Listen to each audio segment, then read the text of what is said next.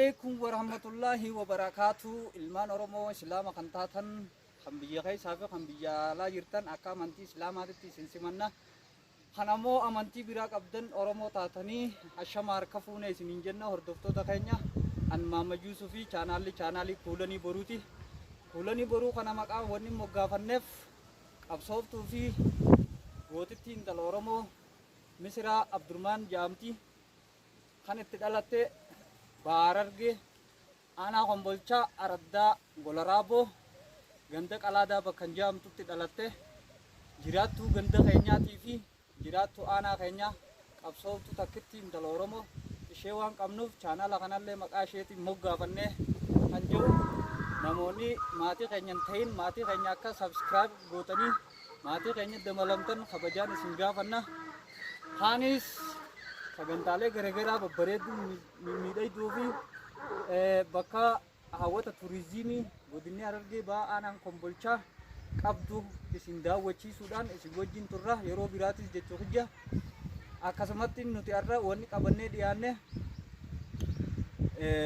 hawwata turizimii iddoo seena qabeessa kan taate tan namoonni hedduun bakki kun eessa jedhanii wal gaggaafachaa turan qalbii isaanii keessa qalbii hawwisoota dur keessa illee tan jirtu akka Jaafar Aliifaan illee asoosama isaanii gabaabaa keessatti kan miila bakarjoo keessatti dubbatanii jiranii jimaan baalaa qameetiin laalaa jimaan sitti baalaa natti dalluu gaalaa jettee jedhanii jinniin godoo wanjii wanni har'a wajjii ilaaluu deemu godoo wanjii kan jedhamu wanni wanjii Finfinneerraa kiiloomeetira 557 moo kanarratti argama.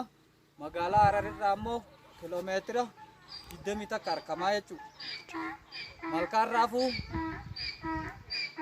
aanaa Kombolchaa honoo kana taasiin gad agartan tana kiiloomeetira 16 fagaattee argamtii. Magaalaa Hararirraa kiiloomeetira 16 fagaattee argamti. Magaalaa Malkaarraafuu aanaa Kombolchaatirraa ammoo gonni kiiloomeetira 7 jechuudha. Amma gara godaatitti yaana jinniin goda wanjiitillee ni dubbatte. Gonni kuni iddoo seena qabeessaa fi iddoo bareedaa hawwata turizimii qabeenya albuudota garagaraa kan of keessaa qabu waan taateef namni kunuunsa isaatillee hedduu kunuunsaan jiru. Asumaanii dhaamsa keenya nutilleen dabarfannaa iddoon kun iddoo faranjoonnilleen dur dhufanii ilaalaa turanii barreeffama garagaraatiin kan guutameedha. Qabeenya garagaraatillee kan qabu turizimiin Oromiyaatis haa taatu tan godinaatis waajirri aadaa fi turizimii Oromiyaatis haa ta'u kan godinaatillee haa ta'u akka qabeenya kana kunuunsa itti godhanii kabajaan isaan gaafanna. Barreeffamoota garagaraa asirratti agaruu dandeessanii jechuudha. Wanni kun akka manaatii ganaadhaan seenne barreeffamoota garagaraa qabaa jechuudha. Hani uummanni barreessan naannoo qalama diimaan kan barreeffamee jiru kun hundinuu gaafa xaaliyaan barreeffame. Ijoolleen amma akkanatti wanniidhaan xuxuuxeetii balleessite malee barreeffama xaaliyaan qaba. Kunoo asitti illee ashiitaa fa'aa waa addatan waan akka dinnichaa fa'aa waa addatanii uummanni kunoo gonne kana fakkaataa jechuudha. Mana lama balbala tokkoffaati amma kun kan seenuu deemu. Inni ammoo balbala hedduu qaba. Balbala 20 ol qabaa jechuudha. Bakki itti dhaabbatu namni beeku hin jiru. Faranjoota qofaatu dhufee seena. Faranjoonni Tigiraa jechuun baatirii fudhatanii seenanii hoggaa seenan baatirii isaanii fi ijoollee takka jalanii deemti. Bakka ijoolleen xixiqqoon malee hin seenne jira. Bakka garaachaan ciiftee kana seentu jira. Bakka dhaabbata keessa deemtu jira. Ulaa hedduu qabaa jechuudha. Gunni kun goda kana keessatti waan hedduu isaan ni agaranii garuu uummanni keenya hedduu kan keessa deemellee ni jira. Agaruu hin dandeenye jechuudha namni keenya. Balbalti isaa tokkoffaa tanaa jechuudha. Kanaaf kunuunsi barbaachisaan akka goda kanaa godhamuu jenna nuti amma dhaamsa keenya asumaan dabarfachuu feena.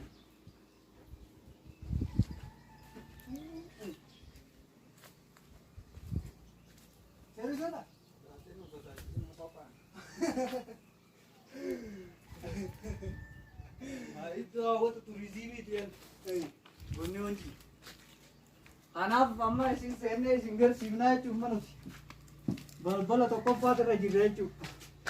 Bal itu kopa kan akan apa? Akan kaisa abata cu.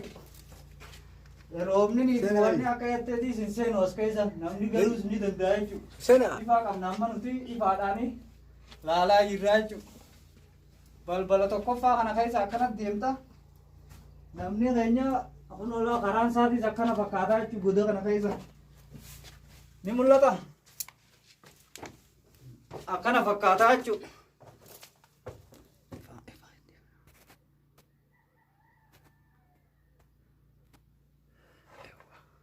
Ono kana fakkaata. Daan namni as keessa deemanii jiranii jechuun durattu. Ulaalama ulaan tun ulaa tokkoffaati. Ulaa tokkoffaa jedhamti jechuudha. Asiin barreeffama garagaraati jira hin mul'atu garuu waan akka dafqaatiif kana kanaatu qilleensa garagara. Wanni bineensota jedhamtu tokko hin jiru ammoo as keessa hin seenan. Maaliif biifuuni sodaatan waan taateef akkasii jechuudha. Akkana kutaa lammaffaa isaa ammoo keessa seennee isinii dhiyaanna. Galatooma ulfaadhaa isiniin jenna kabajamtoota keenya. Asitti raawwannaa kutaa lammaffaa guyyaa biraa qabannee isinii dhiyaanna.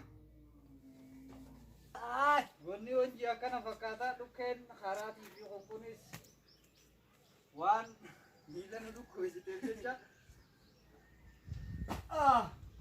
Akkana gaa goda wanjii waan beekamuun ni beektan isinuu qalbii obbisootaa keessa turee jira.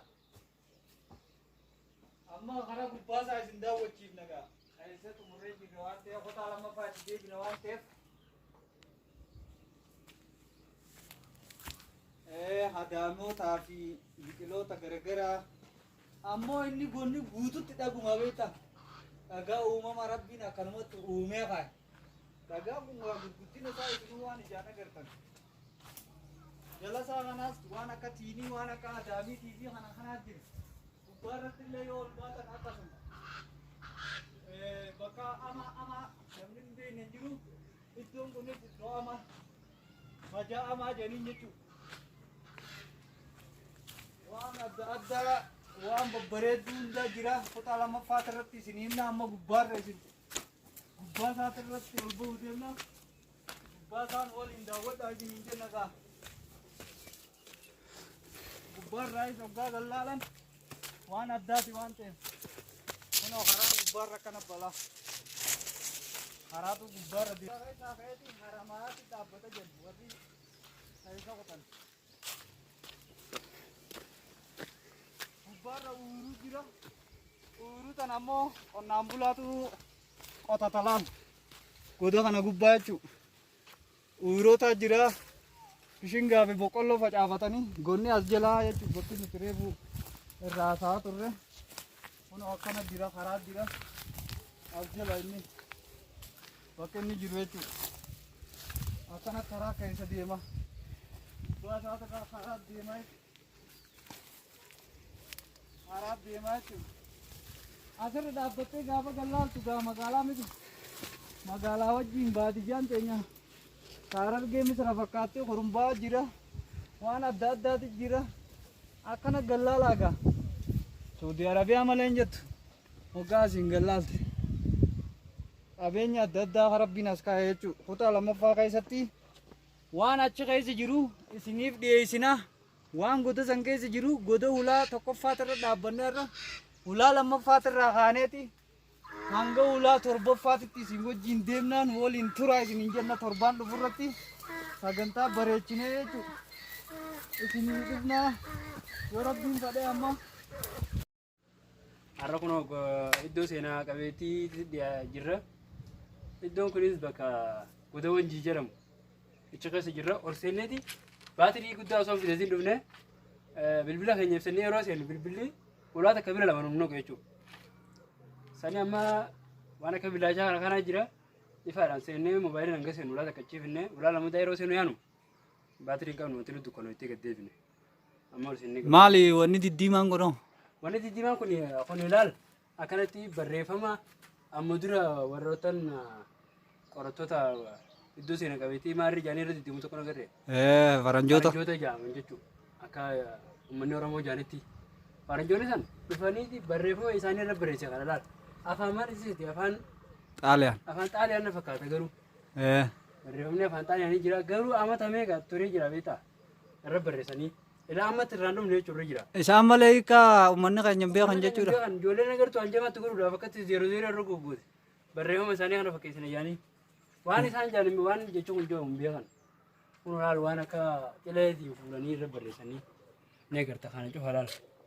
Akkanatti kana cufa irra jira jechuudha. Akkana laal akkana kun jirti barreeffamu. Ilaa gamasitti jira barreeffamni. Ijoolleen beekaati irra deddeebisee kana. Godoo injii kana maqaa isaa maalirraa baasaniif akka manguddoo irraa dhageessetti. Manguddoo irraa akka dhageenyetti bakka abbaa lafa tanaatiitu maqaan isaa Wanjii jedhama jaan. Warroota gizeen manguddoo nama beeku gizee gaafan. Wanjii jedhama abbaa lafa tanaa Wanjii jedhama saalumarraa goonni kun asitti argamnaan abbaa lafa tanaati wajjin waliin moggaafame jechuudha.